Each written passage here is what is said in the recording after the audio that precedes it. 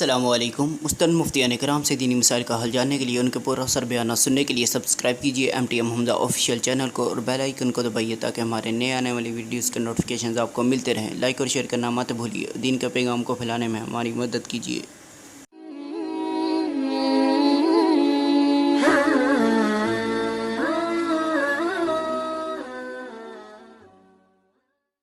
کہ اقبال نے رسول اللہ کی رمز کو آپ کے سامنے پیش کیا ہے۔ کہا ہر کے رمز مصطفیٰ فہمی داست، جس نے رسول اللہ صلی اللہ علیہ وسلم کی رمز کو پہچان لیا، شرک را در خوف مزمردی داست، اسے کسی دوسرے کا خوف بھی شرک لگتا ہے۔ جو پٹواری سے ڈرتا ہے وہ بھی شرک کرتا ہے، جو SHO سے ڈرتا ہے وہ بھی شرک کرتا ہے، جو چیف منسٹر سے ڈرتا ہے وہ بھی شرک کرتا ہے، جو صدر سے ڈرتا ہے وہ بھی شرک کرتا ہے، جو امریکہ سے ڈرتا ہے وہ بھی شرک کرتا ہے۔ ہر کے رمز مصطفیٰ فہمی داست، ہر کے رمز مصطفیٰ فہمی داست، شرک را در خوف مزمردی داست۔ اور جب یہ شرک سے سینہ پاک ہوتا ہے تو پھر اقبال یہ دعویٰ کرتا ہے، گر دلم مائنہ بے جوہر است، اگر میرے دل کے آئینے میں کوئی جوہر نہیں ہے، گر بہر فم غیر قرآن مزمرست، اگر اس دل کے اندر قرآن کے علاوہ کوئی ایک لفظ بھی موجود ہے، ایک لفظ بھی موجود ہے، کوئی اور چیز موجود ہے، پردہ ناموس سے فکرم چاک کن،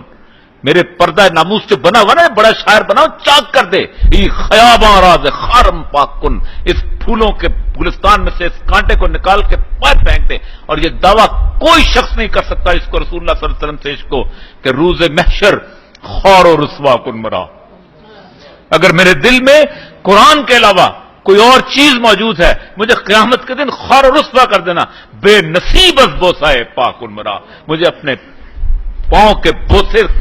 سے محروم کر دینا۔ یہ عشق ہے۔ اسی لیے لوگوں کو شکوہ جو ہے وہ نظم لگتی ہے، مجھے شکوہ نعت لگتی ہے، مجھے جواب شکوہ وہ نعت لگتی ہے کہ اگر کوئی بھی شاعر ہو، پینٹر ہو، کوئی اور ایسا شخص جس نے کوئی افسانہ لکھا ہو، تو نظم کا بہاؤ آخری مصرے کی طرف لے کے آتا ہے، آخری مصرے کی طرف لے کے آتا ہے۔ نظم کا بہاؤ آپ کو بتاتا ہے کہ یہ فائنل ٹچز نے دیے، پینٹنگ سے جب آخری سٹروک لگاتا ہے پینٹر تو پینٹنگ جاگ اٹھتی ہے۔ افسانہ، پوری نظم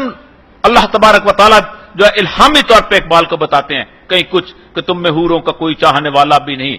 تم تو سید بھی ہو، مرزا بھی ہو، افغان بھی ہو، یہ بتاؤ تو صحیح، گرچہ مسلمان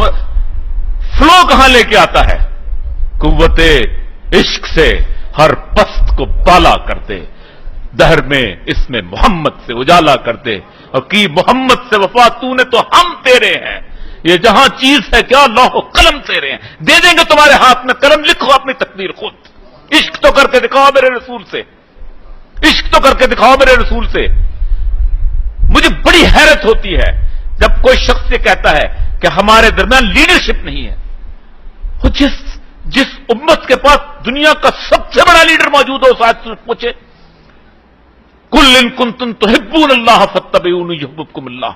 جو لوگ کہتے ہیں کہ ہم اللہ سے محبت کرنا چاہتے ہیں، انہوں نے کہا تمہاری اتباع کریں۔ حالت یہ ہے کہ 50 سال ہو جاتے ہیں بندہ مرتے ہوئے، کہتے ہیں ہم گڑی خدا بخش پہ جا کے اس کا وین لے کے چلتے ہیں۔ جس امت کے اندر منافقت اس لیول پہ ہو کہ رسول اللہ کے وین کے بجائے کسی اور قبرستان کا وین لے، وہ کیسے فرق آگے بڑھ سکتی ہے؟ ہمارا معاملہ یہ ہے کہ رسول اللہ کے اتباع کا مطلب ہوتا ہے کہ ہر معاملے میں اتباع، ہمارا کاروبار میں لیڈر کوئی اور ہے، ہمارا سیاست میں لیڈر کوئی اور ہے، ہمارا زندگی کے معاملات کے اندر پروفیشن کے اندر لیڈر کوئی اور ہے، ہمارا باپ کے طور پہ امیج کوئی اور ہے، میں فلاں کی طرح کا باپ بننا چاہتا ہوں، میں بل گیٹس کی طرح کا تاجر بننا چاہتا ہوں، میں زندگی کے اندر فلاں کی طرح آگے سیاستدان بننا چاہتا ہوں۔ ہم کبھی رسول اللہ کو اسوہ حسنہ کے طور پہ سمجھتے ہی نہیں۔